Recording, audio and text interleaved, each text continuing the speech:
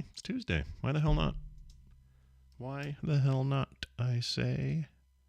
All right, save position. Thank you very much, Audition. All right, here we go. TMS begins in 3, 2, 1.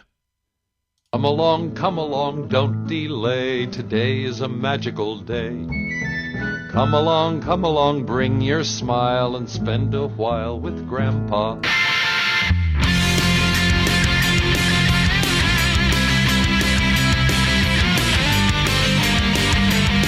This is the morning stream. It puts the lotion in the basket.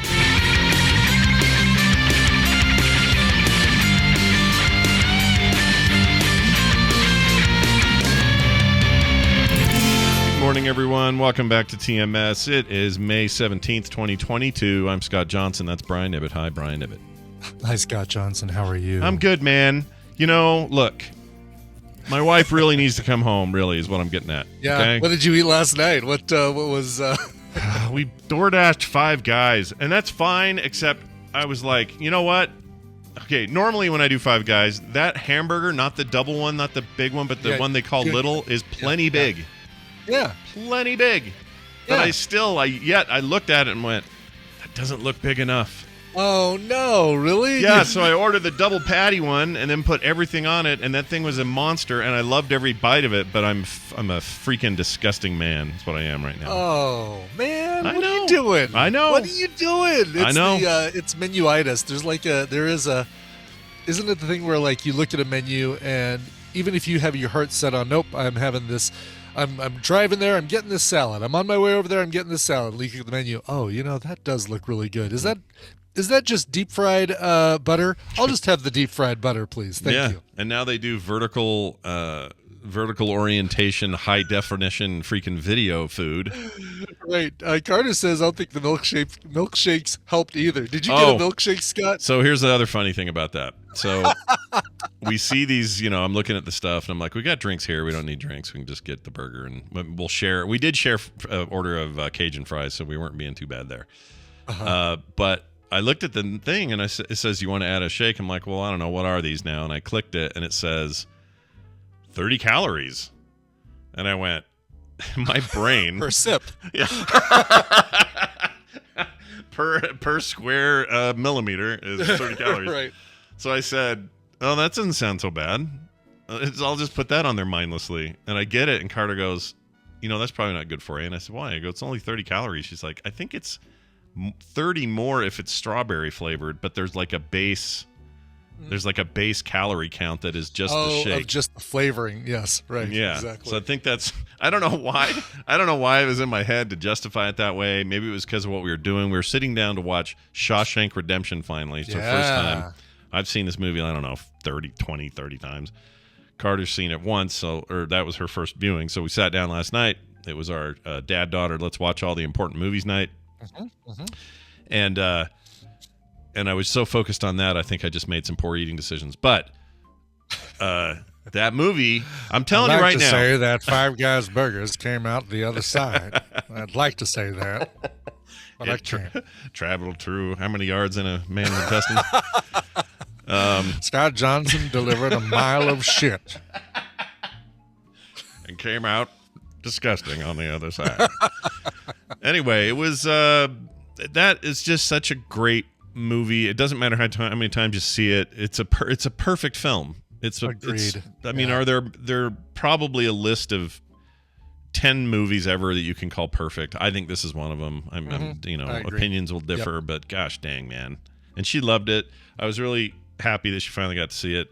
Now she's going to make me. We have to do this little like tit for tat, so I have to watch some anime thing she's been pushing. Only fair. I forgot what it's called. Mob Psycho. Anyone else out there hear this? This Mob Psycho anime business? She apparently is a huge fan of it, loved it, and is dying for me to watch it. So, chat's agreeing. It's great. Rainbow Bright. Lots of people loving Mob Psycho. All right. I'm going to do it then. I told her I'd start watching it a little bit tonight. I'll give it a taste. And I told her, look, I'm jumping the line here. I got like Loki and, Parasite's it's also a very good important movie in the history of cinema. Right. It seems like it does seem the first important. foreign film, or the first Korean film to get Best Picture. Maybe the first foreign film to get. There's some honorific that it has with regard to the Oscars that is more than just. I know it's definitely the first Korean film. I don't know about foreign though. Maybe foreign. I don't know. Yeah, I don't know. I don't know if it is. Yeah. Might not Well, be the same. all I know is, I got a lot to watch, but I definitely want to watch that. You know what I really want to watch too is that Tokyo Vice thing that's on HBO. Yeah. I'm looking at that, and I'm looking at the Gary Oldman thing, Slow Horses. Oh, I'm saying, all right, which one are we starting next? Because it's like there's two on the list here that I want to check out. Yeah, Slow Horses looks great. It really does. Yeah. There's about 10 things I want to see, but time only allows for so much, so we thought we would throw 2.5 hours toward Frank Darabont last night, and we were happy to do it. Nothing at all wrong with that. Like, if you're not going to watch Loki or Parasite, you picked why you still chose wisely by picking Shawshank. And I will say this, like a movie made in 94, which is when Shawshank came out, it looks as good cinematography-wise, sound-wise, lighting, ADR use, this sort of stuff. It looks as good today as it did then. And that's amazing to me because that movie's only 10 years after Temple of Doom and 84. Like the changes in cinema tech and how it looked between during that decade is astounding. But the fact that a movie from 1994 does not feel dated to me at all, it helps that it's set in the 40s, 50s, and 60s. It itself is a period piece, yeah. Yeah, exactly. So, and they did a really good job of not having anyone accidentally have hair from the 90s. Except Andy Dufresne's hair is occasionally a little 90s, but not too bad. Did his kids ever finish playing that weird space board game? Basically, he must have left Shawshank and then had kids, or got married, had kids, got a divorce, got this gorgeous big house somehow. Yeah, him and Morgan Freeman's character Red got married and later got divorced. That's it. Okay. Yeah, that's how that turned out. But what really got her, if you want to take your Carter, how do I put this? I don't want to say she's an emotional kid because it can have a negative connotation, but she can appreciate a sweet, sad, or happy story. She wears her heart on her sleeve. And she does. There's absolutely nothing wrong with that. Nothing wrong with that at all. What really got her in this viewing or this movie, I think, was was Brooks and his Raven, Jack. Oh yeah. That's a sad. You throw an animal in there, and I think that's it gets her. That's a button. That's one of Carter's buttons. One of her buttons. And we were remarking after it was over, we think the reason that movie is so strong. One of the reasons. There's many reasons, but one of the reasons it's so strong is it somehow, almost miraculously pulls off a 30-year time period, and conveys how that time must have felt to go by slowly in a prison situation without the movie feeling overlong. It's a really hard thing to do, I think. And to have it accurately feel like, oh man, what a long time that is, without feeling like, man, what a long movie this is. You know what I mean? Like it's it's a weird, hard thing to do, and I don't know why Darabont isn't making more movies all day, every day, but that guy's freaking genius. I love him. Yeah, I'm trying to remember. I was on some work trip, when I watched it, and I'm trying to remember. It was speaking of hotel rooms, it was a weirdly set up hotel with a little tiny front room, living room area with a TV. Usually you get these front room, living room areas that are like, all right, we're going to make that, decent sized and then make the bedroom small. If we're going to split the room up and divide that. Sure. But then it had this really weird big bedroom. So it's like little tiny room for two people on a couch and watch a TV, and I was alone, so I watched Shawshank Redemption, instead of going out and seeing whatever town I was in. I want to say it was Bend, Oregon. For whatever reason, that's because I remember it being very lodge feeling, the hotel, and I'm remembering that the hotel in Bend, Oregon was. Why is it called Bend? Is there some kind of big bend to the way the land lays out or something weird? Or Must be, or a river or something, maybe, yeah. Maybe around the bend sort of thing? Okay. All right. Maybe, yeah. Interesting. It used to be wasn't that home of one of the last Blockbuster videos? Oh, was that there was another right? The final Favorite Blockbuster Bend, or something was in Oregon, but was it? Maybe it was Bend. I want to say it was Bend, Oregon. That's a great name, I dude. It could be wrong. I want more towns that are just like a single syllable word. You know, Bend. Yeah. Like Bend. What do we have here? We don't have any. No, I mean, Orm's close. You can say it really quickly. Orm. You could say Orm. Yeah. Or you could say, why can't I think of any? There aren't any. Yeah, no kidding. What is the... Do we not have a single... Someone help me here. It doesn't have to be Utah. Anywhere else. Well, Clint. Someone has Clint. Well, Flint, Michigan. Oh, Flint. There you go. Flint. What do we have in Denver or in Colorado? Butte.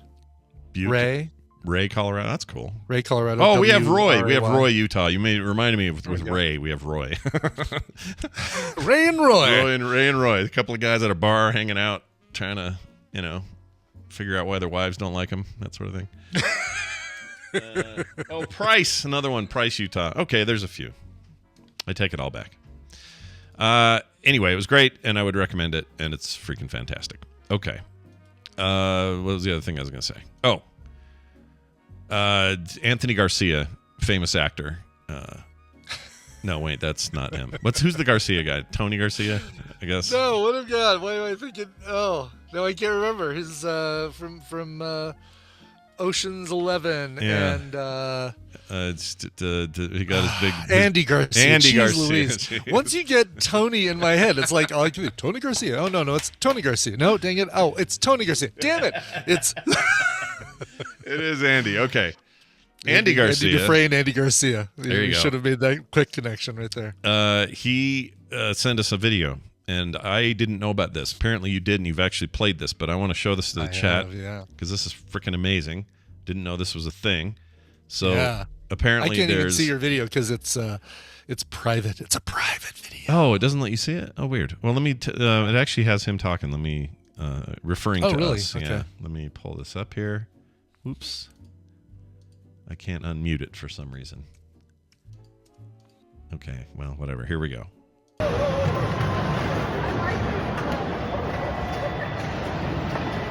Yeah, I'll admit that I've never seen this, Scott and Brian, but just wondering if this is something you're familiar with?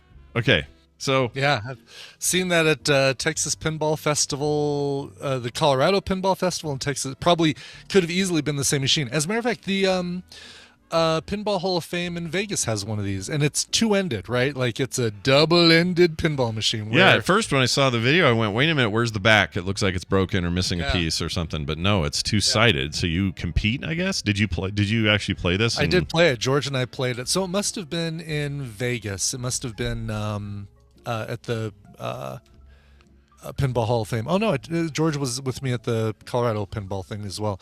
But I remember playing against him, and yeah, it is, if I remember correctly, the field even rocks back and forth, or does it stay put? There's another one, there are two games like this, and there's one where the field rocks, and so it's, when the ball is on your half, the like teeter-totters up so that you're going uphill, and you have to try and get it back over to where it's past the halfway point, so it rocks down for the other player. No, I don't think the Joust one did. I think the Joust one stayed put. Now that I think about it. Oh, here we go. Okay, I found some video of it, and it looks like it just if you get it over the threshold, then it dips down for the guy on the other side. Right? There's a peak in the middle of the table. Yeah, interesting. Right. So what if you don't get the ball for a long time on one side? I guess that could happen where you're just... Yeah, that'll happen. Like if one guy can keep it over there and just keep racking up the points, because I think it's less about sending it over to the other person and more about keeping it on your side, racking up points, but not sending it the other way. Did not even know this was a thing. I was blown away. I want one. I want one bad. Yeah. I wouldn't know how you'd even recreate this without an actual one. Like, this is just too weird, You can't, like, make a video version of this, I don't think. It's weird. It's a unique beast is what it is. 82? Wait, let's see. 80... Very early 80s, this thing. Wow, really? Yeah. Because, I mean, the game itself, when did... Joust was 81. So for them to come out with a I gotta find the pinball date. machine based on it. Here it is. So the 81 was Joust, 83 this game. So Wow. yeah, pretty old. I want one now. I'm sure you do. I don't even have anybody Yeah. I'd play it with all the time. Maybe Carter would play with me, but what a badass idea. I don't even know. Maybe it's bad. Maybe it's a bad game. I don't know. But I don't care. It's Joust. It's a bad game. It's a bad game, Brian. It's a bad game. Shame on you. Bad game. Well, anyway, I want to thank Anthony Garcia for sending that in. I forgot his name again. Thank you, Anthony Garcia, for pointing that out. And now I'm on the hunt for my very own. All right. Nice. We're going to get straight to some news today. Okay. Later in the show, we got Bill back. I believe he's back. I think he was on a little trip with his wife to see some family for some birthday business. And then we'll have Bobby here with some science. And I forgot, people wanted an update on the COVID deal with my daughter and stuff. She's doing okay. She sounded a little rough yesterday, but the concern there isn't so much that she has COVID, because I think the COVID would be mild for her, given her double boosted, fully vaxxed status. Just reducing the symptoms, yeah. But right. she's pregnant, and so it makes it complicated. Can be harder. Like even a common cold is rough, and there's very little they can give you when you're going through anything, even bacterial, because they don't want to, hurt the baby or whatever. So there's that. Dylan's feeling a slightly better, and Van is just bouncing off the walls with no problem at all. That kid's fine. He didn't got it. He didn't get it. Doesn't seem to be bothered. She's tested him, and he's like hates it, but he's fine. Oh, and Carter and I tested yesterday. Totally not there. Just to make sure, since you, Right. But then again, it took them 4 days to get a positive after symptoms started. That's what they're saying with this new variant, that by the time you get a positive test on a home test, you're almost over having it. Like you're almost through it. You're almost through it, or it's way worse, depending, I guess, if it's really bad for you. Right. But see, that's annoying. And I understand that we are trying to keep up with a thing that keeps evolving. Sure.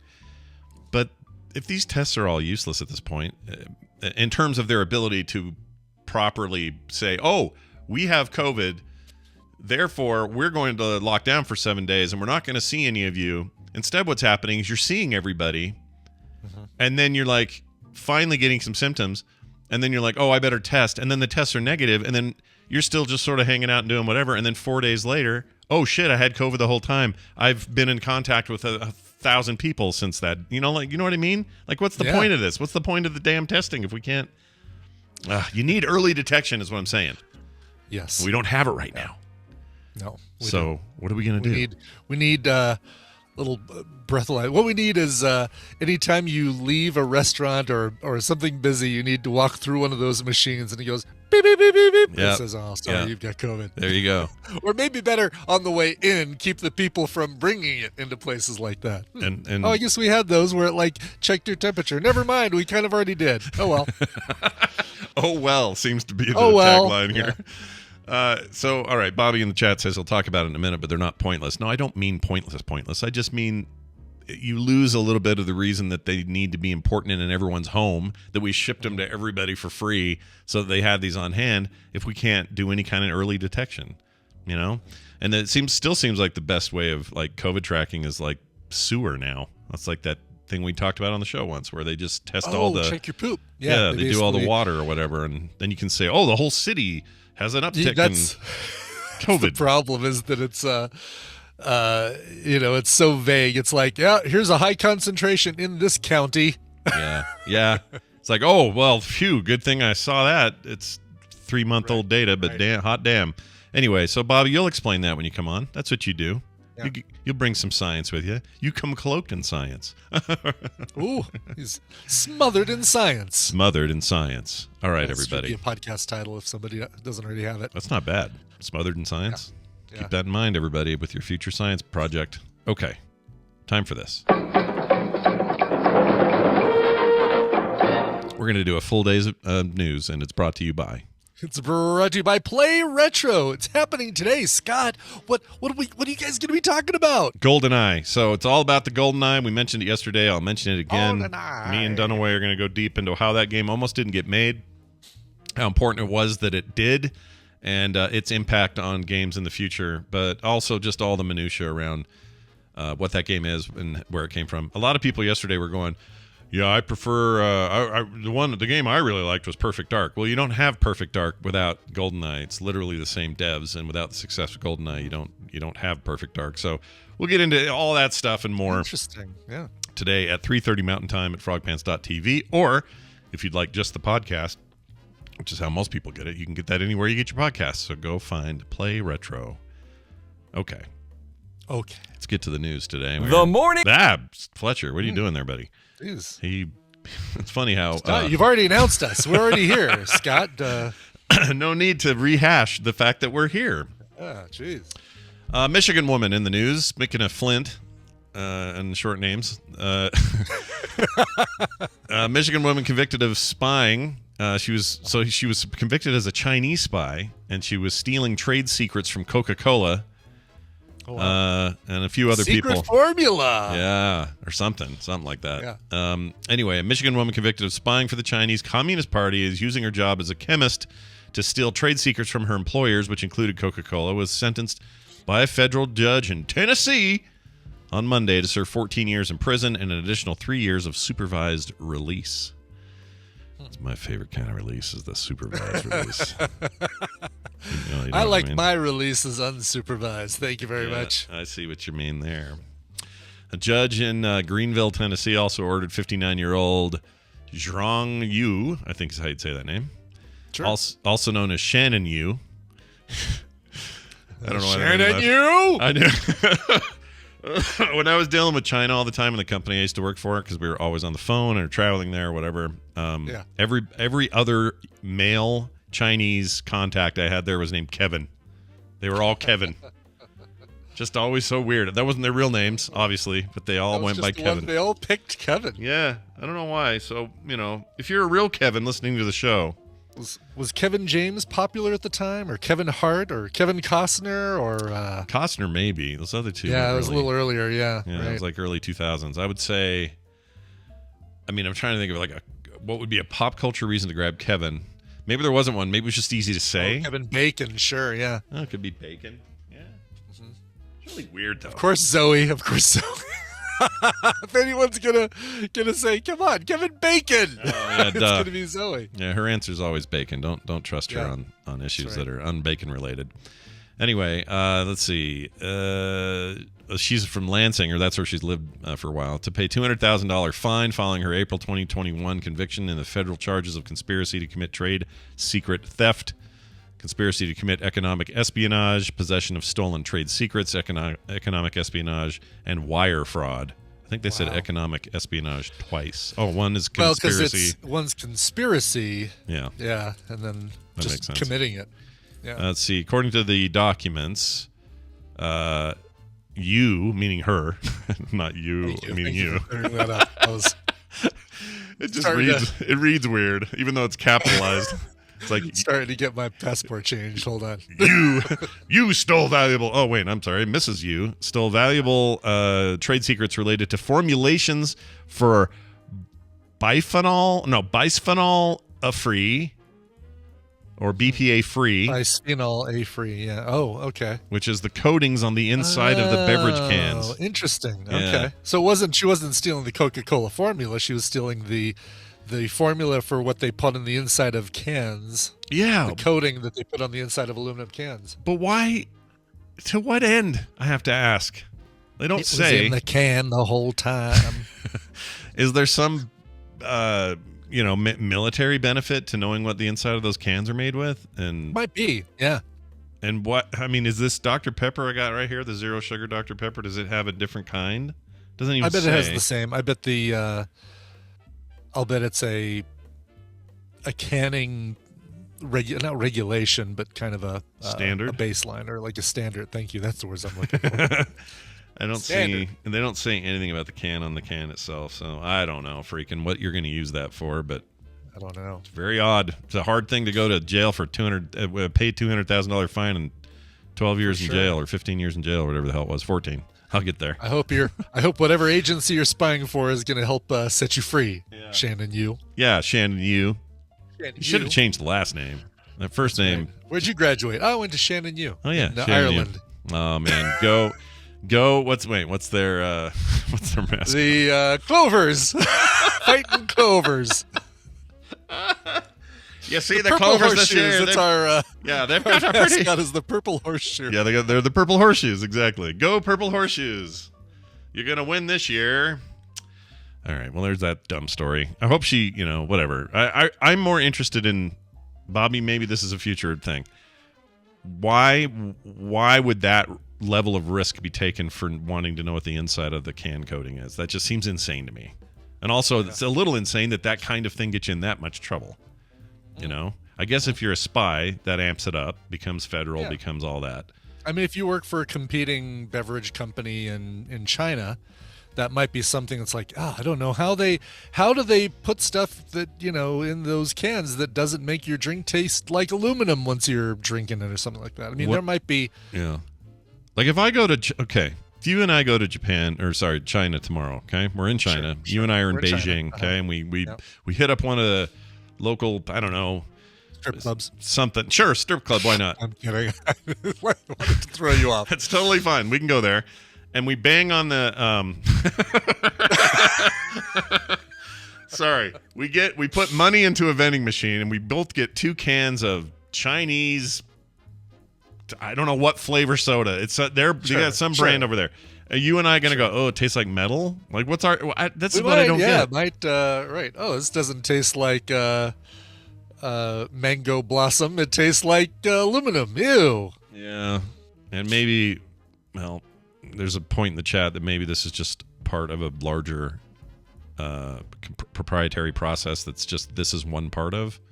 Yeah. So it's not just, hey, what's that coating? Maybe it's like, I don't know. Yeah, maybe it's not even for beverages, right? It could be for something else. It's. Yeah, it could be they want to coat the inside of their bongs or I don't know what they do. What do they do? That's it. Yes. Yeah, their bong coating. Everybody needs that. Carter, did you feed the dogs this morning? Sorry, it just hit me. Did they eat? I hope they ate. Wow, with Kim's gone, there's things that get left. Wow. Yeah, I think she took. I DoorDashed them some Five Guys. We're all set, Dad. We're good. Oh, she says, of course I did. Okay, we're good. Yeah, exactly. It just hit me though. I just wait a minute. I usually participate in that, and I was rushing this morning, and I missed it. And okay, we're good. Let's move over to Thailand. Not too far from China. Not too far. No. It's just a hop, skip, and a jump. Yeah. They had to get, or they've decided they didn't have to do anything. They gave away 1 million. Speaking of bongs, free cannabis plants to every household, according to the minister nice. there. Yeah. Excellent. Yeah. Uh-huh. They're like, what do they call that here? Look under your seat. You get a cannabis plant. You get a cannabis plant. There's an old phrase here where we say every a chicken in every pot or something like that. That's it's like it. something. Yeah. Chicken in every pot. A chicken in every pot, and it's 2 parts. No, it's a pot in every chicken is what they're giving away. A pot in every kitchen. Wait a minute. What am I thinking? So it's 2-parter though. It's a pot in every kitchen, a chicken in every pot, and something in every. Is there a second part to that? I thought there was. I'm looking it up. A car in every garage is not correct, J.C. Calhoun. That is not correct. Damn it. A chicken for every pot. This is the Republican Party slogan, for Hoover. Really? It sounds like socialism to me. It does, yeah. Parties change. Let's see. Or maybe not. Maybe this is like. Let's see. Chicken in every pot. Yeah, no, this is Idioms. Here we go. 1928. Symbol of wealth and prosperity. Phrase was used during Herbert Hoover's 1928 presidential campaign. So you're right about that. I fear there are not enough. Oh. A chicken in every pot and 2 cars in every garage. That really is what he said? Go. That really is what he said, yeah. 2 cars in every garage. Mm-hmm. Huh. Oh, this is funny. You're going to have to come clean it out then. J.C. Calhoun, I owe you an apology. Oh, did you? I called him out, thinking I thought he was totally full of crap there, but he was full of truth. You were truthful. Anyway, the Thai government Or Thai government, as some people still refuse to not say it any other way, but Thai, but it's Thai. The Thai government will distribute 1 million free cannabis plants to households across the nation in June to mark the new rule allowing people to grow cannabis at home. This according to their health minister. Health Minister Anutin Charnvikarul. Yeah. What do you think of that? Cool. Yeah? Very cool. Charnvikarul. You're better. Yours is better. It sounds legit. Well, you just swap the K and the R, Vicarul instead of Viracul. Yeah, there you go. Everything else you nailed. You got it. 100%. It's almost like very cool, but you just say it a little bit very different. Cool. Charm very cool. Charm very cool. Announced the move on Facebook in a post on May 8th, which he expressed his intention for cannabis plants to be grown like household crops all throughout the country. The new rule, which comes into force on June 9th, will allow people to grow the cannabis plants at home after notifying their local government, but the plants will have to be a medical grade and used exclusively for medical or medicinal purposes. Additionally, the cannabis cannot be used for commercial purposes without further licenses. Wink. Yeah. Like, you know what? You know what they're going to do? You know what they're going to do? They're just going to, no one's going to just grow it and go, no one's going to say, I'm just using this for medical purposes. What they did out here for the longest time. Oh, I have glaucoma. Yeah. Oh, darn it. Yeah, they do that here, too. You can grow, I don't know if the law, okay, so here, we have medicinal in Utah. Medicinal is now in Utah. Okay, it's been for a while, right? Yeah, we've had it for a couple of years now, which probably means we're closer. We're closer than anyone thinks to recreational, because that's usually how this goes. That's how those dominoes fall. But I think you still can't grow it in your own yard. I think that's still off the. Yeah, I think that's still the rule here in Colorado. Or no, you can grow up to a certain amount, but it's like, one plant of an ounce a month or something like that. They giveth and they taketh away, basically. That's right, exactly. So anyway, medicinal cannabis is that's the grade you're supposed to go, which I didn't realize you could grow a medical grade versus a entertainment grade. Yeah, and I from when medicinal was allowed here, but recreational was not. Crazy neighbors told me that the medical grade was better, like far more potent than the recreational. I would never have guessed that. That's crazy. Yeah.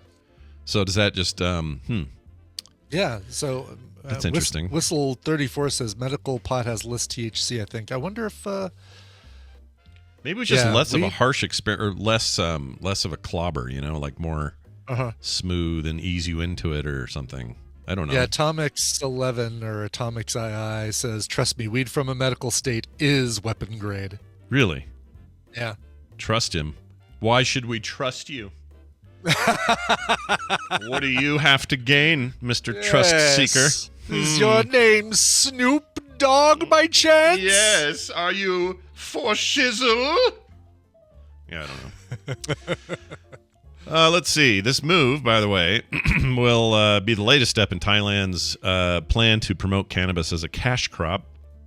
About a third of its labor force works in agriculture, so this would be a big boon to that particular market. Actually, that's true everywhere. Sure. The stuff grows anywhere, so it's like everybody. Yeah. This is my take. I think the reason Utah will be sooner than people think, even though I used to think they'd be last, is the money just smells too good, man. It's just like, look at the tax revenue, look at the... It grows anywhere, but it grows better under a black velvet poster with a tiger on it. That's actually, if you want your marijuana to grow faster and better. Now, what does it say that I legitimately, for real, 100% for real, owned that poster you're describing? I know you did. I totally had that when I thought black lights were the most fascinating, magical thing on the world when I was a kid. Yeah, probably junior high era, like here in my car, kind of that era. Right. I would have that. I had a poster in my room, a black light shining on it, and it was a big tiger. Now I don't know. Enough time has passed where I think maybe I was dipping into somebody else's culture a little bit there. Somebody else's drug, maybe their drug culture. Maybe there's, I don't know what that was, but I thought they were so cool, man. So cool. I'm gonna give you a link. If this works. Oh, it's not working. How do I share this link with you? Because it just wants me to give you the because there's about 100 different black velvet tiger posters. Oh, they made a lot, did they? They made a lot. Boy, Spencer's, All right, here. Which one of these? Point to the doll and show me which one of these black velvet tiger posters you have. All right, hold on. Let's see. Where's my? Hey, Discord, what are you doing? Oh yeah, look at that. Okay, Yeah. so these tigers. Let me move this up so chat can see it. So only, I'd say half of them are black light. I'm guessing you had row 2, number 5. I'm looking here. 1, 2, 1, 2, 3, 4, 5. Okay, it's actually a toss-up between row 2, 5, and 6. I kind of remember the flames. Wait. Number 6 is the one with the flames. Yeah. You did not have a tiger whose head was on fire, did you? There was In space? something. There's something about that that's really, really familiar to me. Space flame tiger. I mean, it's capital stupid, but I love it. I freaking love it. Yeah. I thought that was so cool back then. Anyway. Oh, I can't even imagine, like, if you're on cannabis, like, oh my God, dude, that tiger's in space, but he's on fire, and there's no oxygen in space, so how's he on fire? Right? Oh yeah, that's right. He's surrounded by like comets and little Like comets planets. and planets, like a Jack Kirby painting behind him. And it's great. not even a full tiger. He's like, it's just the paws and the head, because you can clearly see a nebula behind where his body would be. Yeah, his body's like a black hole, man. I would love to get one of those again. They probably make them, right? They still. Oh yeah, I'm sure. Yeah, that'd be cool. I'll put it down here. This goes on to say the region is notorious for very harsh penalties for illegal drugs. They became the first country in Southeast Asia in 2018 to legalize cannabis for medical research and use, and I think that's still true. I think they're still the only ones. Yeah, I think Thailand, harsh penalties in Thailand definitely means something far worse than it means here. Oh, harsh penalties, maybe a $100 fine. Harsh penalties in Thailand, I don't even want to. I don't want to know. About. Yeah, I mean, I know they're not savages, but maybe they do like I don't know, what do? They probably jail at least. And then way worse, they're putting weird things under your fingernails. Nobody wants that. Caned, and I think about that poor warm beer kid. Oh yeah, 'cause that was Thailand, wasn't it? Was it? Now I just want Thai food. Wow, this put you in a weird mood. It did. Getting whipped with a stick and then wanting to eat Thai food. Hey, Carter, let's eat Thai. Oh, I'm yelling as if she can't hear me on the stream. Let's get some Thai food tonight. I think that's the plan. Yeah. We're not doing great. It was North Korea. Warm beer was North Korea. Oh, That's was right. it? Okay. First it was. Yeah, because he took down the poster. Right. So Thailand's probably. Have we besmirched them? They're fine. Thailand's fine. Thailand is the one that where a kid got caned, like in the 90s. Oh, let's see here. I don't remember. Like I know we look at Thailand. Teenager caned. Let's see here. Yeah, there's what kind of government are they? They are a caning of school children in Thailand, is like these horrible videos and stuff. They are now the unitary government of the Kingdom of Thailand. The country emerged as a modern nation state. Wait, I always kill those in Civilization. That's not good. Let's see. Singapore too. Michael Fay was the one. That's right. The American who was sentenced to 6 strokes of the cane in Singapore in 1994 for theft of road signs and vandalizing 18 cars over a 10-day period in September 1993. This is exactly the one I remember. It was Singapore. What are the strokes? How much is a stroke, do you think? Like whack with a cane. It's, They just, the official term is a stroke, but the technical term is a whack. A whack, yeah. A whack. I don't want to have different strokes. Chat you're killing me. I want different strokes. His it was ultimately reduced from 6 to 4 after United States officials requested leniency, and then he was caned on May 5th, 1994. All right. Well, caning still a thing. Caning. Yep. TRPW says Thailand is a military dictatorship with a ceremonial monarch. Okay. Well, there you go. Okay. Maybe they're not so good. I don't know what they are. I know they have good food. That I know. Yeah. All right. Well, anyway, that's a thing. Also, you can get a bunch of cannabis stuff. You used to be able not to get there and stuff like that. So, get in there. Get in there and get your plant done. Ask for your free plan. Yep. Dial. And I think 1976. Anybody who was previously caned for having any weed, you now can cane the the Minister of Health. Okay, There you you go. have my There you approval. go. Perfect. Tell him Scott Johnson, Utah and American sent you. All right, check this out. A Hopkins student, or a collection of students, rather, plural, created edible burrito tape as part of a design competition. Not to be confused with edible marijuana. We're off that now. Yeah. Now this is recreational burrito tape. Is what we're talking about. First, only legal in Mexico. They have slowly made their First way. we're allowing medical burrito tape, but pretty soon we'll allow. Texas will be the first state to approve edible burritos. Let's see. This is for a design competition. A group of students at Johns Hopkins University, probably heard of that joint before. They're a big deal. Yeah. They're kind of a big deal. They're kind of a big deal. Has invented an extra for your burrito that might be as good as guacamole. For Tuesday's Engineering Design Day, students at the Whiting School of Engineering developed an edible adhesive that can strengthen the structural integrity of the notoriously messy burrito. Okay, because when you wrap it, sometimes it falls apart, right? I don't have a problem with the wrapping and the flap opening up. The problem are the ends for me. Like, what you do, you get your junk in the middle. Yeah. Hello. Junk in the Jamie. middle. Yeah. Junk in the middle. You're filling in the middle. You flop the sides over first, and then you roll. You basically take the bottom edge and you go past the middle. Right. Curve it under. Yeah. And then start rolling. Yeah. The problem is that those sides, if you don't go far enough on the sides, then stuff goes out the sides when you start eating one end. That's right. And if you do too much on the sides, you end up with a lot of tortilla where you're... And not enough filling. Yeah, exactly. So this is kind of the hang up. I don't know how they do it at Chipotle and Qdoba, where they pack so much damn stuff in a burrito, and it feels like, way more filling than you should be able to get into a tortilla that size. That's true.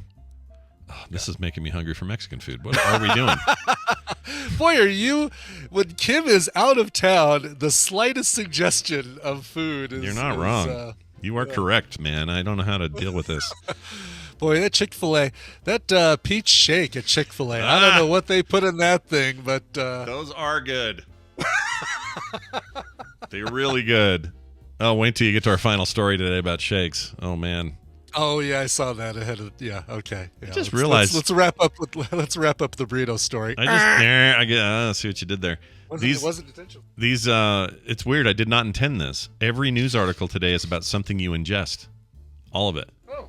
Coke, Coca-Cola, weed, burritos, and soon a thing I'm very excited to tell you guys about. All right, so here's what happened. They learned. Okay, so they wanted to stop these burritos from exploding into their laps when they were trying to eat them or whatever. They made this food grade fibrous scaffold. Took them months to design, and they say they're going to. It's there, and they're patenting it, and they're going to keep it theirs. They're not going to share how they made it. So another secret the Chinese are going to try to come get. But anyway, they say that all they'll say at this point is all the ingredients are safe to consume. They are all food grade and are common food and dietary additives. There's a photo here, but I don't know if this photo is like representative of the final thing. But I'll put it up. So it sure is not. It's not tasty looking. Nope. No, it's like a chunk electrical of blueberry fruit roll up that's been licked and stuck on the side of a burrito. Gross. Gross. Claire. And I wonder if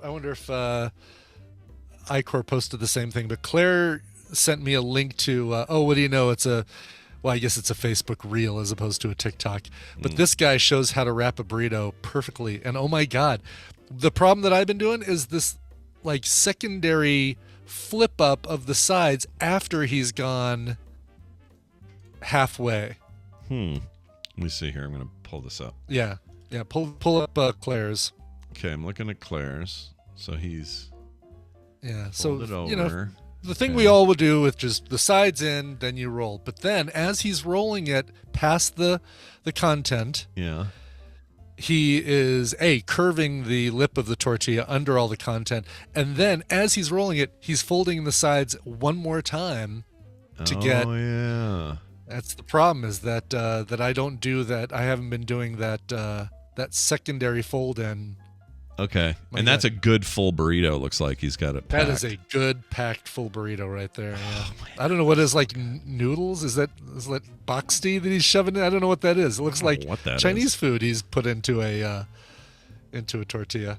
Wow. It also looks like shredded beef. It could be. I don't know. Could be. I don't know. It looks like noodles and then big chunks of chicken or something. All I know is you now smother that, put a bunch of cheese on it, some onions, and I'm in. I'm all in on that. That's right. Yes. Oh, I got to get Mexican this week before Kim gets back. I'm so hungry. I don't know why. All right. So there's that. Watch for that coming soon. Now, the big story of the day, the one that's really there to knock all your socks off. Yeah, thanks a lot, Dodd Vickers. Yeah. Arby's manager confesses to peeing in a milkshake. Well, in the mix. So, like, not even a milkshake, but the thing that makes, like, all the milkshakes. A Washington state man who worked as an Arby's manager has been accused of peeing into the restaurant's milkshake mix, which would have been later served to dozens of customers. Vancouver police found a video which shows 29-year-old Stephen Sharp, not so sharp after all, urinating into a bag of milkshake mix on Sharp's phone while investigating him for possession of child pornography. Woo, bury the lead. Oh, my gosh. Wow, Yep. hold on. Yeah, bury that lead, baby. Jeez. What? Wow. I mean, clearly that other thing is worse, but still, this doesn't help him. The whole No, thing this is not going to help him at all. Yes, exactly. Not one bit. Sharp has been charged with 4 counts each of possession and depictions of minors engaged in activity. Blah, blah, blah. I don't want to get too deep on that. And dealing with depictions of minors. Sharp allegedly admits to investigators he had urinated 2 different times in the mixture for what he called sexual gratification. Yeah. Yeah, this guy needs It's some like, help. would you like a golden Jamocha shake? Oh, gosh. Oh, that sounds good. Never. It's golden, you say? Never let them do that to you when you go to Arby's. If they say that, drive away. Get out of there. I was trying to think of I can't think of a good flavor joke. There's not one. I can't think of one. It's there too really gross. isn't, yeah. Oh, I can't think of it. Well, how about we've got the peas? No, That's right. We've got the there's nothing. We got the wheats. Wheeze. No, the wheeze. He doesn't work. the wheeze. Yeah, it doesn't work. We'll have to workshop it. We'll let you guys know. We'll take that one back to the shop, give it a once over, and then we'll bring it back and let you guys know what's up. You're in for a great shake. There you go. Great shake. There it is, Pops and Recline. All right, Pops. Turn and that, Recline wins. title that up. Well done. Anyway, it says here. But he did say he was almost sure. He said, I was almost sure that I had thrown away the bag after, is what he says. Yeah. Ugh. According to a probable cause affidavit obtained by the Colombian, that's a paper, not a small guy from the South American continent. If the bag was not thrown away, approximately 30 to 40 milkshakes sold to customers would have been contaminated, and they don't have any evidence of that. But anyway, Jeez. nasty. Ugh. Nasty. I think that pea added 30 calories to those milkshakes. Yep. Thank you, Red Fraggle. Very good callback there. Yeah, nicely done. Also, this officially has made me not hungry, so I'm good now. Oh, good. So as long as we end with a story like this, Yeah, I'm fine now. okay, all right, Yeah. cool. Then, well, except I just glanced. I still have that video looping of the guy making a burrito. And now I'm I hungry know. again. I've watched that thing maybe 100 times. Yeah, it's still going. It's Stupid like, reels. It's just amazing. Yeah. Those reels. It's such a TikTok ripoff. It pisses me off. Oh, it totally is. Yeah. I mean, it's like not even a secret that it is, but it annoys me. Sure. Just try something new. Instagram. Yeah, I Weird. saw that JC Calhoun, the burrito funnel that catches all the things that fall out of the side of your burrito, so it fills a new taco. That's an Onion thing, right? Lad No, Bible, aren't they? it's not an Onion, but it's a guy whose every video he makes are unnecessary inventions. So they're Oh, it's that guy. Oh, Yeah. yeah, I've seen this guy. Okay. yeah, he's great, and his. Yeah. That one is in particular. It's almost like, oh wow, that's a great idea. But then you realize, well, no. If you put a small flour tortilla on a plate and just ate over the top of it, you have the exact same solution. It's what I do when I go to a Mexican food restaurant where I get a combo that includes a burrito and a tostada. I eat the tostada first over the burrito so that all the lettuce and tomato that falls off the edge of the tostada when it ultimately crumbles, which is what a tostada is for, goes as a topping for my burrito. Yeah, there you go. That sounds Wait a minute. I'm sorry. The chat has gone into a conversation about how TikTok is a Vine ripoff. It's not even close to a Vine ripoff. Vine is such a Periscope ripoff. Well, all right. Let's do this real quick. Vines were 6 seconds. That was the maximum. You couldn't go any more video. Short form video. They were square. They had 5. That was it. That was kind of all it ever was. You could do comments, and there's a little bit of that, and that's it. TikTok is, even though it started as a different thing, it was more music based and all that. When they got bought out, changed the name. TikTok was full sized videos. Number one, all vertical, but full size. You can do them horizontal if you want, but full size, up to 3 minutes. Although 3 minutes came later, it was never locked at 6. It was never locked at any minimum. It had a minimum, but the minimum was a minute. And then they did 2, and then some people can do 3, and now everyone can do 3 if they want to. And there's also a billion features in there that TikTok never even came close to. I don't even think it's comparable. Vine never even came close so if you're saying, they both do video, so they're the same, well, I guess YouTube's also. I think the genesis is just locked, time locked, right? Because other, YouTube, you've got way less of a limit, but with Vine and TikTok, you've got, I've got to think about how much I can show in the allotted minimum or maximum time. Yeah.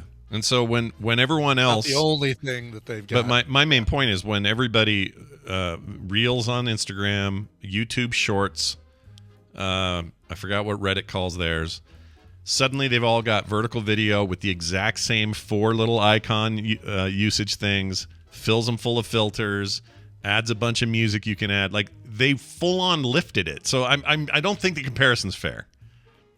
It's almost as if you love TikTok. I don't know. I don't even have any kind of particular penchant toward it. I don't mind. I like TikTok. I think it's as good a. It might be my favorite social media thing because the algorithm there only gives me what I actually care about. Yeah. And apparently, all I care about are dogs and cats and video games and funny stuff. So it works out for me. But yeah, I don't think you can compare them on the features. That's all I'm saying. Whereas if you took a reel and put it next to a TikTok, it's 100% lifted. You could be confused as you'd see a reel and go, this is a TikTok. Saw that burrito thing and thought it was a TikTok. Ding. Thank you. Absolutely did. You just said in one sentence what I was trying to fumble my way through. That's right. People pay by the minute here. It's totally fine. That's right. It's all fine. All right, that's it for today's news. We're going to take a break. When we come back, we're going to make some things with Bill, or at the very least, learn about what he's been making. Although he's been traveling, so I'll be really curious about what he's got today. So we'll do that. We got Bobby after that. Before that, though, a song. Brian, will you play it? Yes. How about something from Inzo, I-N-Z-O. It's been a while since I've done EDM or really electronic music. I don't know if this is really straight up EDM. This is electronic experimental music. And this thing's great. It's a song called Blasta, B-L-A-S-T-A. Combined Inzo and LSD or LS Dream with their mind-melting beats and earth-shattering bass lines. This is great. Actually, I listened to this and thought, well, this is different. I like it, and I'm putting it on the show. Nice. The song is called Blasta. Here's Inzo and LS Dream. Look, each of us is just like this donut. Remember? We're empty and sinful inside with no power to do the things that God wants us to do. Not until Jesus comes and fills up that hole. Oh, yeah. I guess I forgot.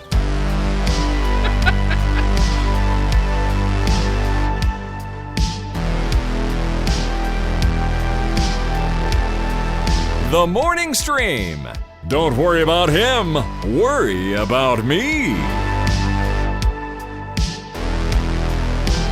right, we're back, everybody. Welcome back to the program. Remind the folks at home who we just heard.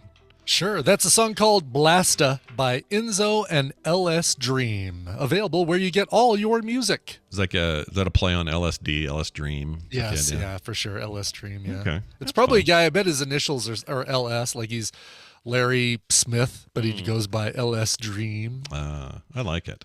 It's like the crystal method is kind of like that sort of. Kind of. It's all about drugs today here on the show. All about drugs and burritos. Drugs and burritos. Your bat cave's open there, Bill. Speaking of drugs and burritos, it's Bill Duran joining us all the way from the headquarters of punishprops.com. And we missed you last week, but you're here now. What's going on, man? How was your trip? Your little trip there? Yeah, went and saw some family in Ohio. Oh, very nice. What part of Ohio? What city? What city were you in? Dayton area. Dayton. Nice. Yeah. Aren't they all? I mean, because Ohio, it's one of the old states, right? So it's like a little smushed in, and so everything's just like right next to each other. So when everyone always says, "Oh, what city you're in?" I always go, "Well, geez, St. George is 4.5 hours away," but you're probably like, I don't know, a hop, skip, and a jump from Columbus or freaking Cleveland or whatever, right? We ended up in Columbus. Our Nice. flight was a bit of a disaster. We ended up landing in Columbus and driving to Dayton. Ooh, Good times. Nice. So how far of a drive is that? About an hour and a half. See, that's crazy. That's crazy to me. These cities you think of as big independent cities like Cincinnati or whatever, they're just not that far apart. It's just one metropolitan area that blends into the next. Yeah, it's kind of cool. I really liked Columbus, but I guess you probably didn't spend much time there because you just flew there and drove. Yeah. I got a good look at the inside of the airport, and I cruised past downtown on the way to Dayton. Yeah, got the F out. Well, it's good to have you back, and I assume, you've been busily traveling, so I don't know how much time you had to build anything, but what's been on your creative mind and in the world of making things with Bill? Well, today I wanted to talk about ebooks.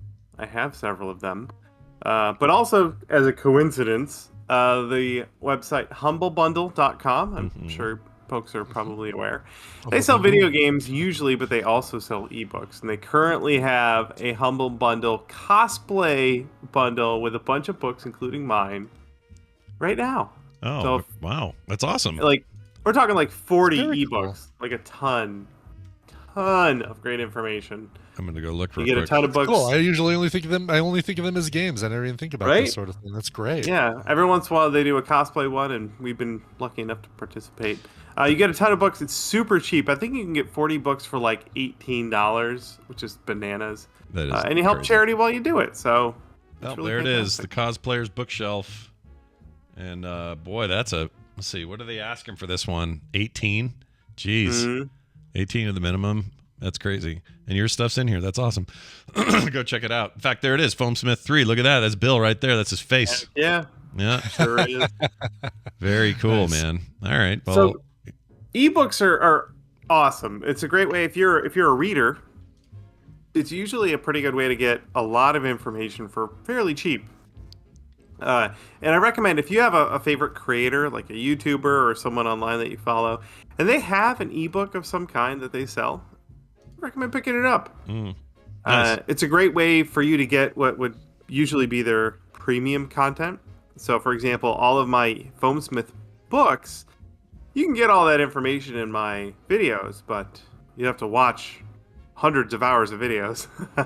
Are you? Do The you book, have? Do you have the book is where further? it's all consolidated. Do you have further Foamsmith plans? Like, is 3 was it always a trilogy, or are you going to put a 4th edition in there, or what's the plan with Is there those? more story to tell? Yeah. is there Yeah, more? I don't. I have some other stuff I'm working on. I have some more video courses that I'm working on, and I don't currently have a 4th Foamsmith book in the works. Oh, I need closure. A couple of those characters were really, they were. I really Yeah, I know, left right? hanging Yeah. the threads that were never tied up. It's all right. Look, I don't know. George R.R. Martin can put off a book for 12 years. So can you. Don't worry about it. Okay, yeah, don't worry. Yeah. 20 years from now, we'll have the long-awaited Foamsmith 4. Okay, sweet. It'll be worth it. It'll be worth every minute. It will. Anyway, I do like that I've written a trilogy, though. That's a good word. Yeah, Feels for very sure. completionist. Law of threes. Everybody likes 3. 3's good. Yeah. Yeah. Nothing wrong with that. So if you're if some of your favorite makers have a digital book, I recommend go buying it. It's great because you can fill your tablet with an almost unlimited number of books. You don't have to carry, the paper books with you everywhere. And independent creators are getting really good at publishing their own professional quality books now. 10, 15 years ago, it wasn't the case. But when you look at all the books in that Humble Bundle, the covers all have astonishing photography, the layouts, everyone's getting really, really good. So the thought that you might be getting a lesser quality book just because you're buying it from an independent creator is not the case. No, Folks are getting real those good. days are gone. I mean, as much as I loved the era of like zines, like skater zines and stuff like that, or artists were doing zines and things. I love that stuff partly because it was so low rent and so low quality, because it just had this kind of guerrilla quality to it. But these days, I mean, just the tools are just there. Like, everybody can make whatever they need to and make it look as nice as they want. In fact, my first ebook I wrote, I remastered it a couple years ago. The first one I made was text. It was a text document. It wasn't really formatted to look pretty or anything. So I reformatted it recently, and we actually give that away for free on our website now. Oh, nice. But it's a nicer version. It looks a little better. I added some new photos and everything. But that first one was super janky, but it got the ball rolling. It totally did. Sometimes you got to get the ball rolling and then, be embarrassed by your ball and then go back and fix your ball. Yeah. I understand. Perpetually embarrassed by my old balls. Sure. They're really embarrassing. I'll just say, as an outsider looking in, those are embarrassing balls. Yep. Embarrassing balls. Pretty embarrassing. Yep. Very nice. All right. I'm sorry, I interrupted something, and then you were going somewhere. Go ahead. I wanted to point out, if you're a creator, if you make content, you make videos or podcasts, consider writing and selling an ebook. Especially if you make tutorial content. Like, that goes hand in hand. That's perfect for what we do. What's amazing is you can make your topic about any niche you want. There's no publisher to tell you what you should be writing about. You can deep dive into some wacky stuff and find the thing that your fans want to pay you money to read about. Sure. Ebooks are free to distribute. This is a huge one. No fulfillment required. You don't have to mail anything. Oh, also, by the way, they're tearing up our porch in the back, so you might hear some. I heard I heard some noise a minute ago. I'm not hearing it now. But, you might hear some hammering going on over there. Anyway, I love selling digital stuff because people buy it. It gets emailed directly to them. They can download it. I don't have to touch it. Yeah. Makes it's really, really awesome from the seller perspective. Sure. And you can play fast and loose with the pricing on your books without losing your shirt, since fulfillment is free. When you sell physical goods, it's easy to accidentally chew up all of your margin by pricing it incorrectly, or having like a really aggressive sale. Yeah, yeah, because you like lose it on the shipping. Yeah, exactly. Yeah, shipping sucks. Ebooks are a great thing. Like I said, it's a great thing you could use to give away for free as different types of incentives. For example, if you want people to join your mailing list, they could get a free ebook when they join. That sort of thing. Yeah, that's nice. And it's super easy to sell digital products on other people's platforms. So, for example, this Humble Bundle was really easy. All I had to do was send them my files and sign something and agree to it and promote the thing, and we get extra sales that way. We also have our ebooks for sale on our website, but also on many of our other friends' websites, and we split the profits. So all of that stuff is just so much easier to do when it's not a physical item. You can just send them the files and agree to split the profits, and we just fulfill that at the end of every month. It's really great. What do you think of the current trend toward everybody making newsletters as a new form of this sort of idea? At least a way of keeping up with people that's a little old school in a way, but in other ways it's it's obviously using modern tools and stuff. But have you thought about doing that there? Oh, we have a newsletter. In fact, in 2013, Nicole Spag told me I should have a newsletter, so I did it immediately, and I've never regretted it. Yeah. Still do it. Best advice ever, yeah. Yep. I have an email list full of thousands of names of customers. These are people who have already bought something from me, and I can email them directly. Don't have to worry about algorithms or any of that. I can just drop a note right in their inbox. So yeah, definitely, if you run a business on the internet, you should have a newsletter. Nice. And then a little bit of advice if you're getting started, if you want to write an ebook.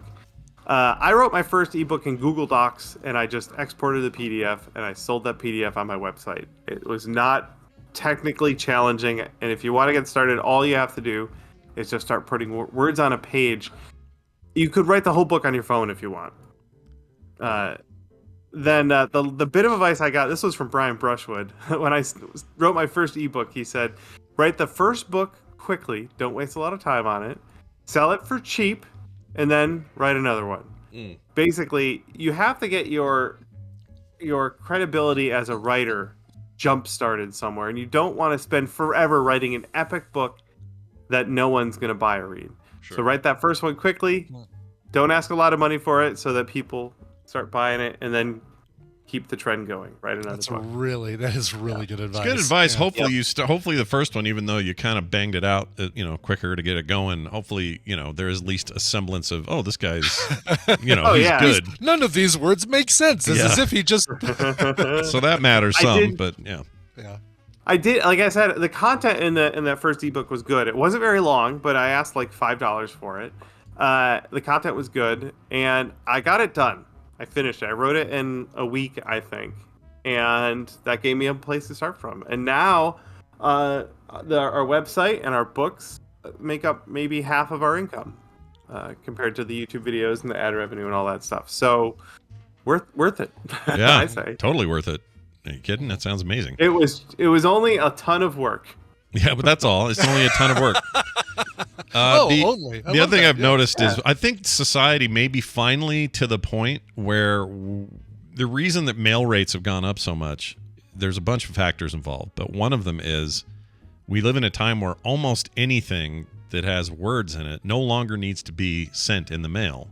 Mm-hmm. Like you just don't need to anymore, and that's also true of a lot of rich content, video and photos, obviously, and that sort of thing. So I'm a little surprised we even bother anymore. We're to the point where we don't really need to have a lot of the things we ship physically shipped that way anymore. A lot of it would be just better digitally. So some people have said to me, "Hey Scott, I want a Fred and Can, first 3 years compilation book." And I always think, well, it's got to be a book, right? No one's going to want to have anything but a book. It's got to be a hardbound book.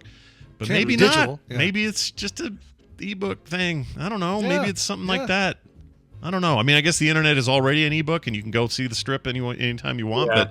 But what if I compiled something that was like, here are a bunch of sketches. Here are some early concepts I didn't use. Here are some, Oh yeah, that's what they want. So yeah. I'll tell you what we do with our books is when I say we, Brittany does the formatting. We use InDesign for all that. But the books are formatted for print, so they can be printed, and we do get our books printed. But that print formatted book, you just export it as a PDF. Yeah, super easy. And you're good to go. So you can just start selling that. And then if people ask for a print book, which is what happened with us, we had ebooks for a long time. But then people said, I want to print a copy. People were printing out their own Foamsmith book and binding it themselves so they had something in the shop. So that's when we decided, okay, cool, let's just get these things printed. But you can format it for print without planning on printing it, and then just export a PDF to sell on the internet. Just see and then if there's a demand for it. If there's a demand, start printing them. Yeah.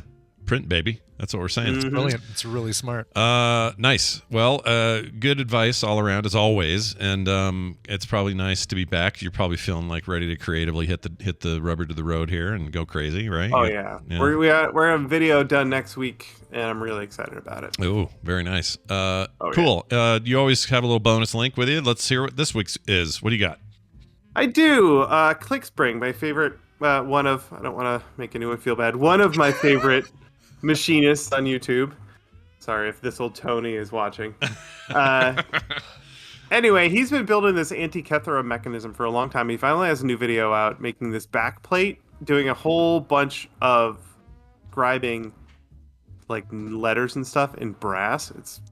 It looks like a ton of work, but it's really satisfying to watch. Ooh, brass is cool. Yeah. It is really cool. I don't know why there's not more, well, whatever. People think of brass as like a late 60s, 70s aesthetic or whatever, but I think brass has just always been like my favorite looking metal. I'm with you. Yeah, it's right. Oh, look at that, dude! This is so cool. Yeah, so he's trying to use as old school techniques as possible to make this thing. So he made his own marking fluid, and he's really going old school on this. It's taken him years. It's been months since another video came out, but it's probably because it took him months just to scribe all of that text. This is a guy who knows how to take his time, This is a guy who would know how to make a Zathura board game. Yeah. Yeah, we were just talking about this. We were saying somebody should make that Zathura board game and Bill, it could be you. Oh, but nobody cares about Zathura anymore, so maybe it's a bad idea. But the point is, like, that kind of intricate metal, even though it's a toy, but that metalworking kind of stuff is so rad. And this looks like just a really hard version of that. Like, man. Yeah. Look at all these little tiny, oh my gosh. That's crazy. All right. My eyes couldn't do it. Even with the best zoomy glasses, I don't think I could do this. Jeez, no kidding. Yeah, that's no good. All right. Very cool. Go check that out. That, of course, is the ClickSpring channel on YouTube. And Bill's is Punished Props. Also, punishedprops.com. I'll get you there. Hey, Bill, thanks for hanging out with us. We'll look forward to seeing you next week. You got it. See you guys. Okay. Bye-bye now. See ya. Bye-bye. I don't know why I did that. All right. Let's do this. Let's get Bobby involved.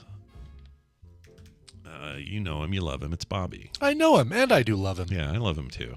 He's a cuddly little Southern guy, you know?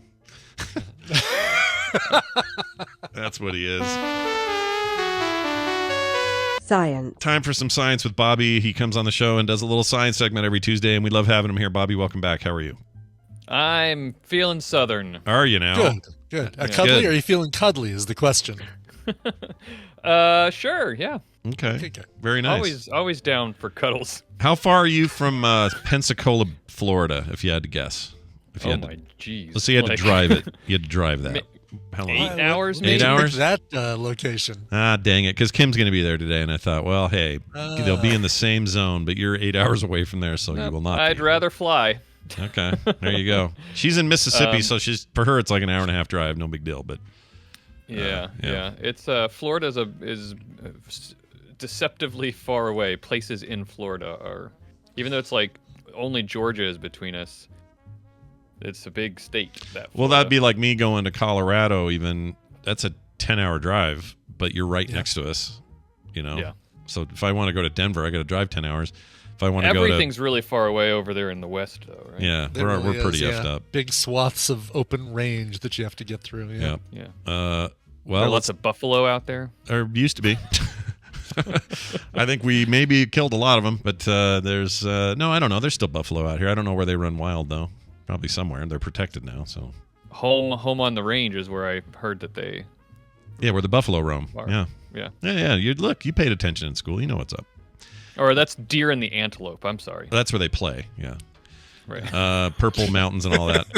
They're not as purple as you may believe. The mountains. They're majesty, but they're not purple so much. They're kind of blue and green. Majestic. Majestic. Sure. I'll give it that. Anyway, Bobby. Hey, science. Let's get to it. Before we get too far, though, you're going to tell us why it's still important that we have these tests.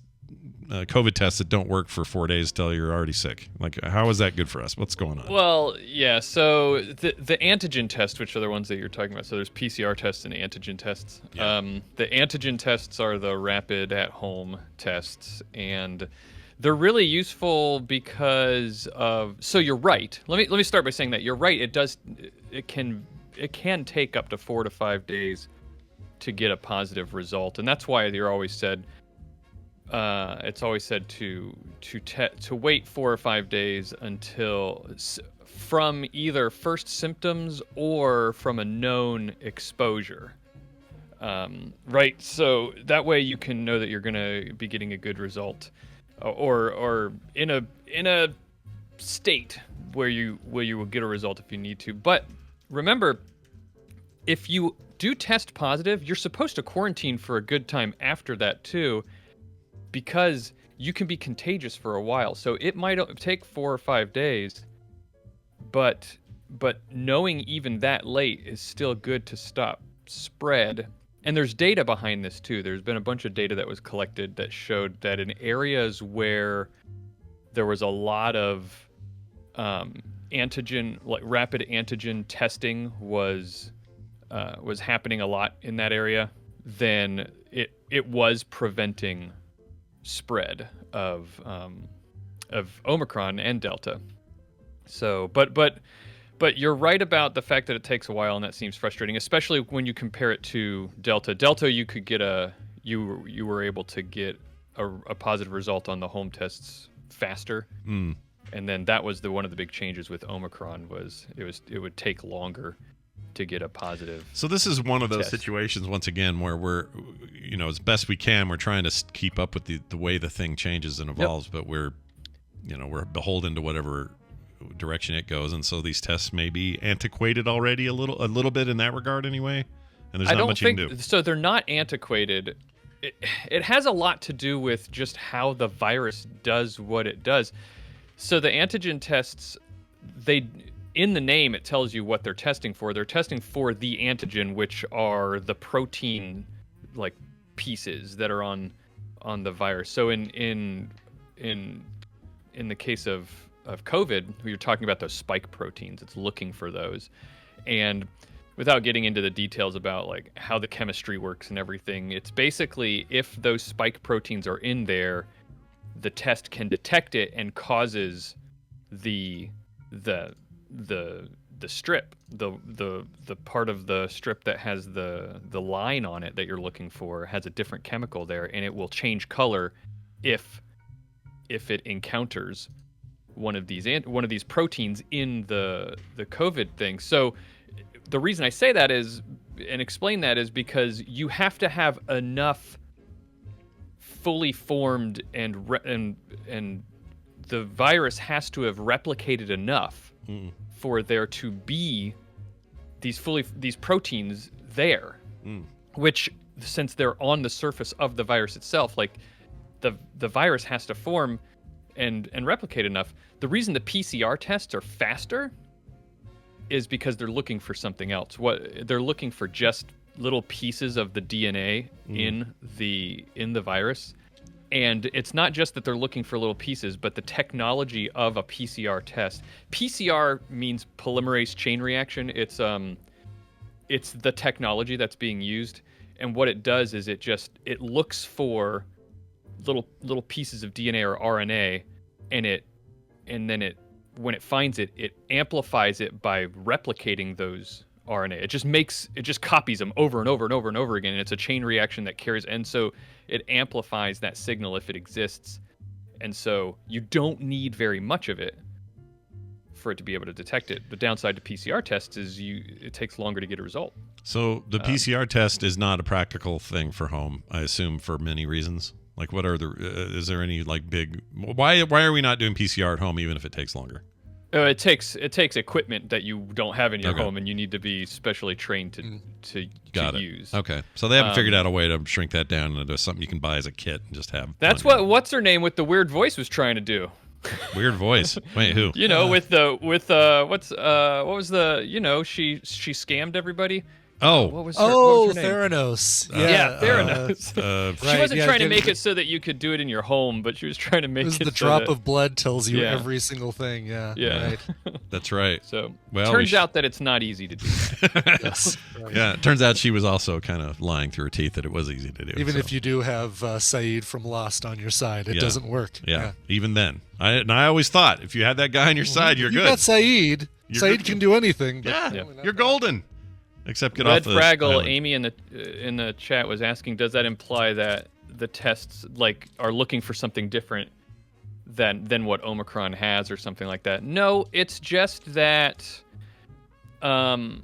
maybe I actually don't know the details about that, but I think what I know is that it just doesn't have as many, just whatever specific chemistry is going on with the tests, Omicron is better at evading it.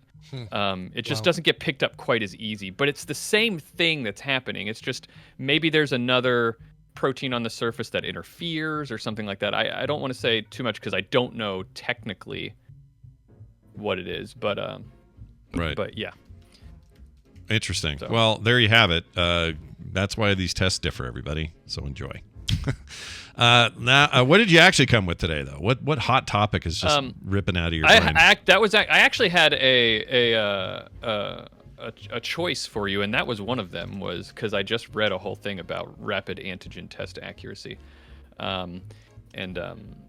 But also, we could, there's a black hole that we've imaged, the black hole in the center of our galaxy. Finally. Yeah, I just saw the photos of that thing. That's really cool. Yeah, it is really cool. So it doesn't look a lot different than the first one that we imaged, if you remember that. But you would expect that black holes would probably mostly look the same. So that's not surprising. But it's pretty cool that we've finally done that, because since the 80s,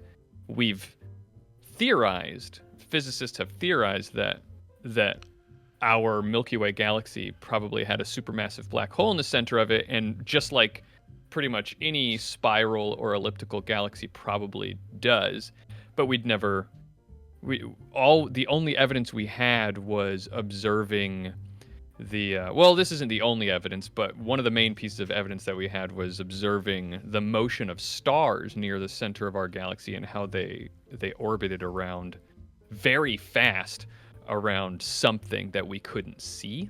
Mm-hmm. In fact, some of the stars were moving at like I think like 14 or 18% the speed of light, as they orbit closely to the black, which is very fast for a star, by the way. Are they normally slower than that? I have no idea what they're normally moving a lot slower than that. If you're moving at like 14% the speed of light, like that's the dream right there. Mm-hmm. Like that would get us to places. But that's we're not doing that. But these stars that are moving it takes a lot of gravity pulling really hard on these stars to get it to go that fast. But we now have direct evidence that there is in fact a supermassive black hole at the center of our galaxy. So that's cool. Yeah. Muse theorized that too with that song. Did they? Supermassive black hole, yeah. Oh, nice. Yeah. That's I knew they were esteemed physicist. Yeah, esteemed physicist. Muse. Yeah. It'd be funny if he was like Brian May and has an actual like doctorate. Right, an actual degree. Yeah, that'd be funny. Yeah. So why is it always so damn blurry when I see it, Bobby? Why does it always look like a big, just an ugly thing? Do we not have the tech to see this better, or what's the deal? It's there's a couple of reasons. Black holes are really hard to see. They are, in fact, by nature, not easy to see because of what they are.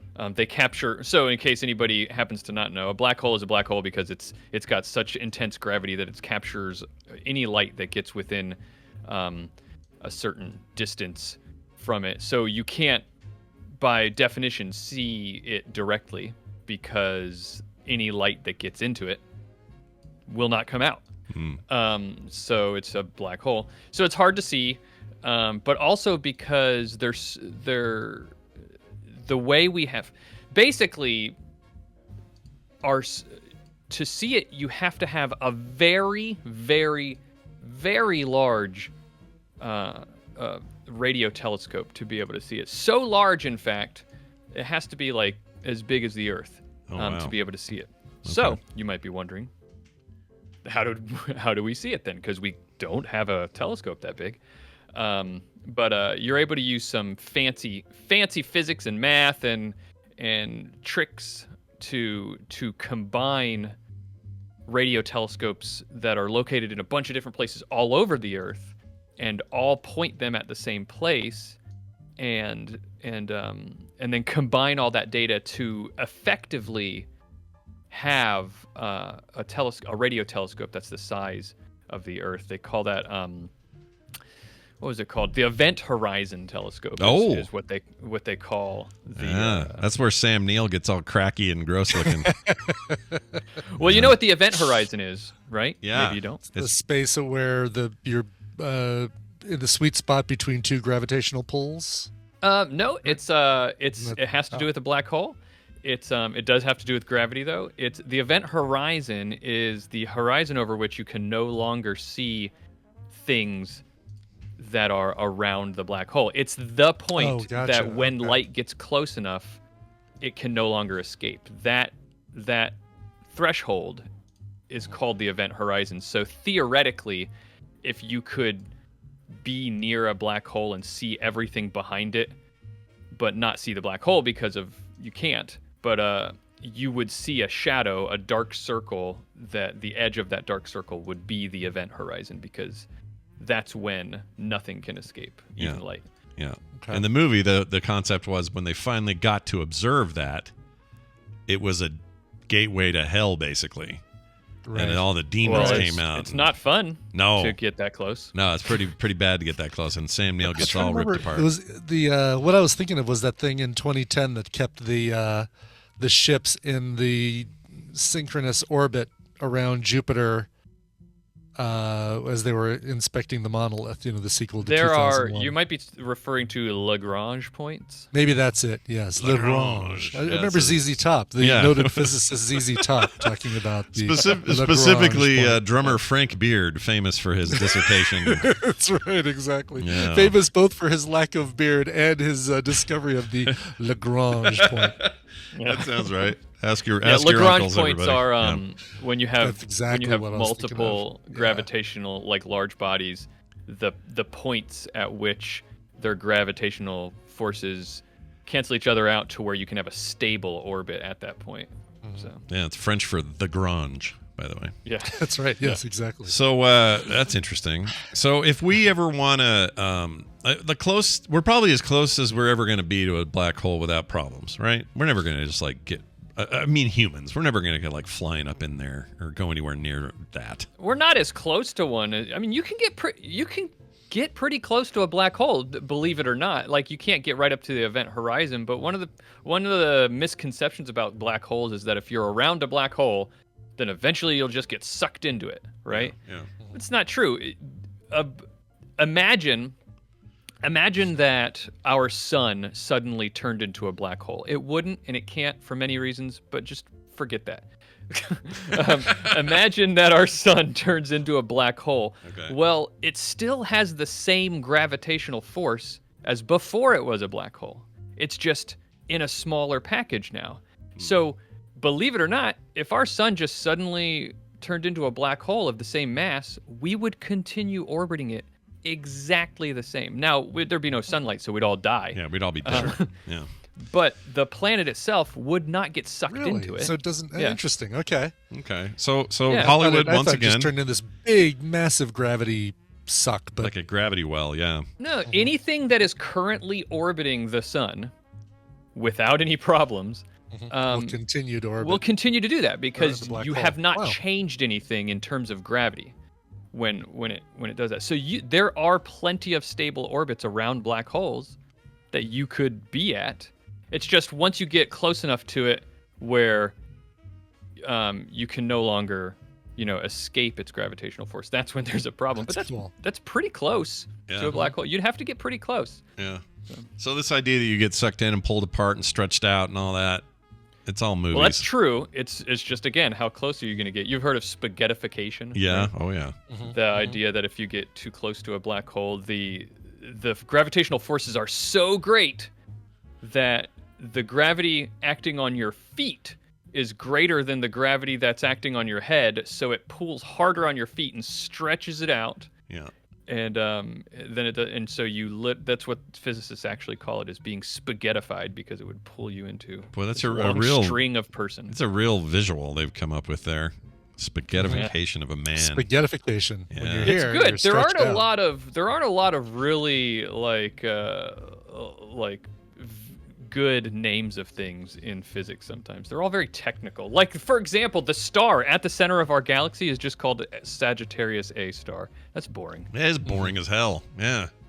It's better than most other ones that are just like MR43 or something like that. Well, at least those are kind of I don't know. They sound like not evil, but like an ominous number with a letter in it. Ooh, at least that's something. But when someone goes, "Oh yeah, that's the son we call Frank," it's like freaking lame, dude. Right. I want some sci-fi in my naming conventions. I would like Frank though, because that I know a Frank. It would give it personality.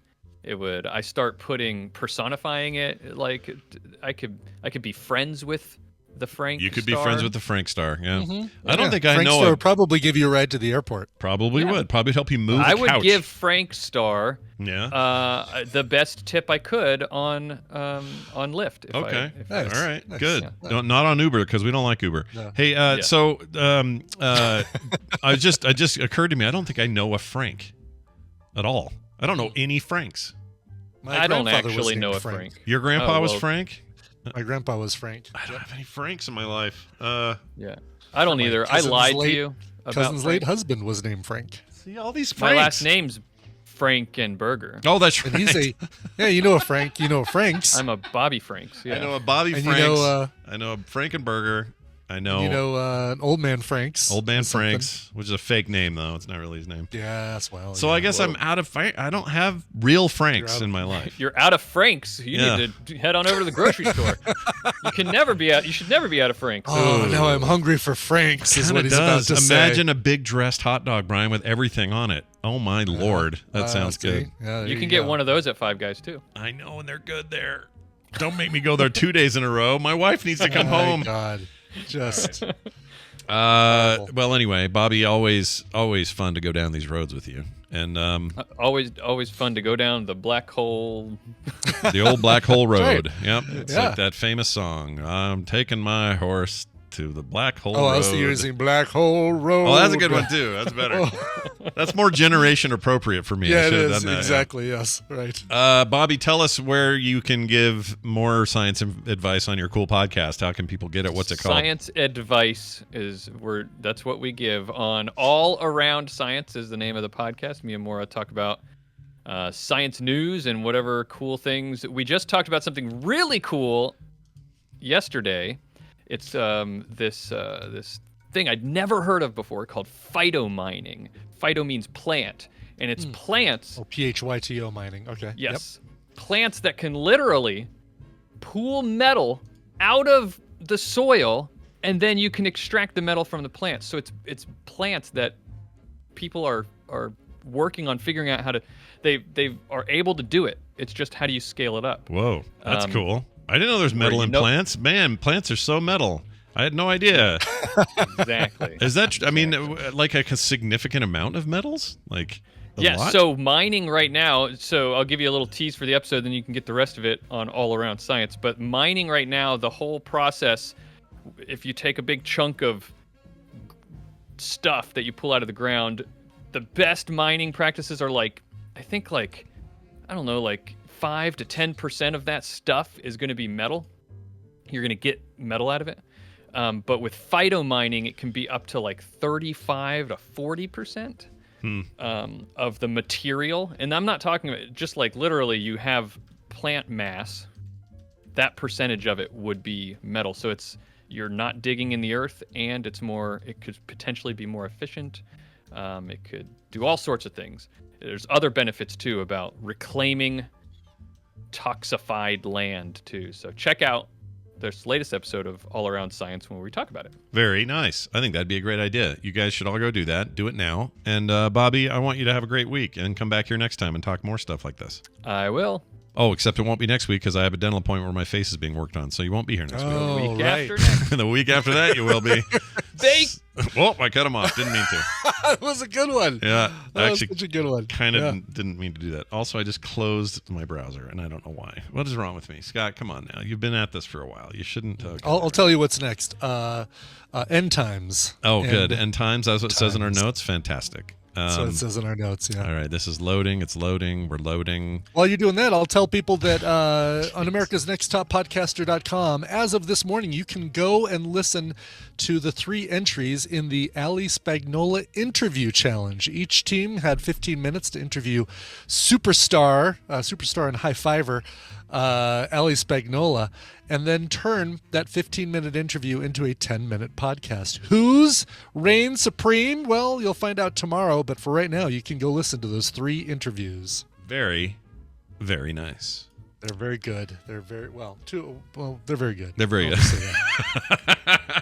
One went 2 home. of them though. are very, very good. 2 of them are good enough to not be kicked out that week. So right, exactly. Look at it that way. All right, that is going to do it for us. A big thanks to all our patrons who helped this show help this show be possible at all. Patreon.com/TMS is a place where you can go throw us as little as $1 a month, and boom, you're a supporter. Lots of reasons to do that. You just got to read about them. It's over at over at Patreon.com/TMS. For everything else, if you want to request a song, if you're looking for ways of contacting us, a million other things, all things related to the show, you can find those all at frogpants.com/TMS. We will now exit the building, but before we do, a song Brian has brought to play. What are we playing? What are we doing? Sure. Well, I had to make up to Talia because she sent a request in a while back for a Kit Boga cover. And Kit Boga is this guy on the internet that does these amazing, he trolls scammers, right? So he finds these scammers who are like, oh yeah, just send me a gift card worth this amount and I'll do this, blah, blah, blah, Oh, I watched this guy on TikTok. He's great, this guy. He is great, and he keeps on. He does this amazing voice that it sounds like an old lady. Yeah.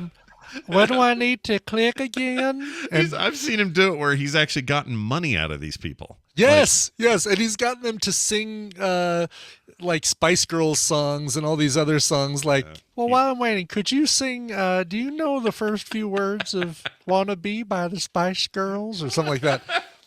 I don't know how he does it, but this guy is a national treasure. He's done for scammers what that Rover guy has done for porch pirates. Oh yeah. It's like we need to clone and make weaponize these people. Yeah.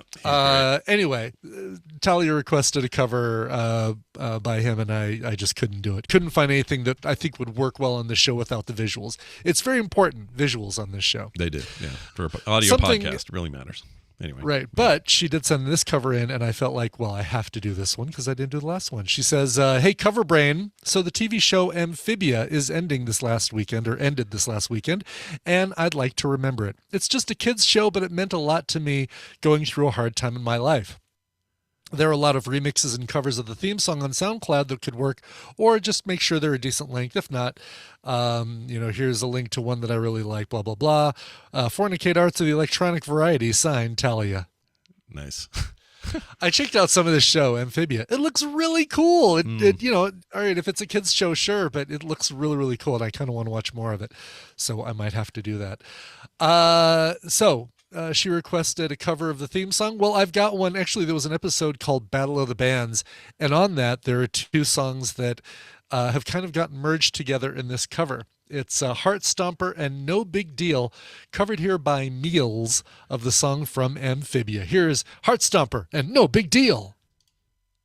This show is part of the Frog Pants Network. Frog Pants Network. Get more shows like this at frogpants.com. Bundle.